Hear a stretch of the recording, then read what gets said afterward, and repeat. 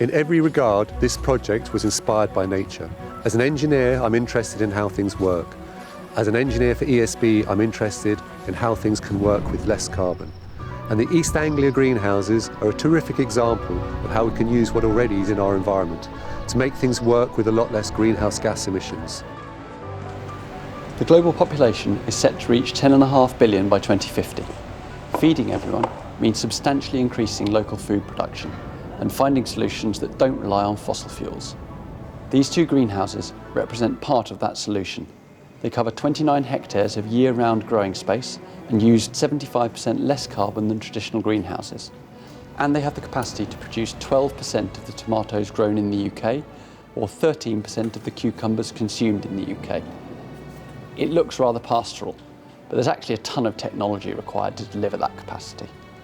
Luckily, we have a fantastic partner in ESB. Our partnership with low carbon farming marks a few world firsts. Firstly, these are the largest greenhouses in the UK, covering an area larger than 7 Twickenham stadiums. Secondly, between the two sites, we are producing more than 72 megawatts of renewable heat from a previously untapped resource, providing 90% of the greenhouse's requirements, making this the most efficient system of its kind in the UK.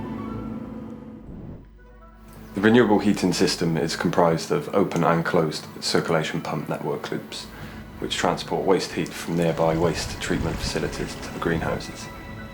The original design relied solely on the heat pumps, but we realised additional CO2 was needed to feed the plants, so we added gas-fired combined heating and power units to provide electricity for the heat pumps while providing the plants with the necessary carbon dioxide.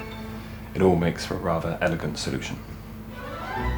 Using waste heat from the earth, air and water is not new, but using clean water discharge from a water recycling plant, well, that marks a significant development in our ability to meet our carbon targets and supply clean energy for large energy users, potentially cities as a whole.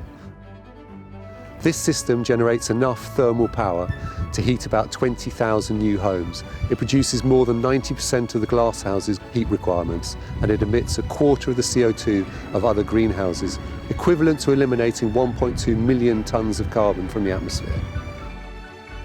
Not a bad result from observing some ducks enjoying a bath from a water recycling runoff on a cold winter's day.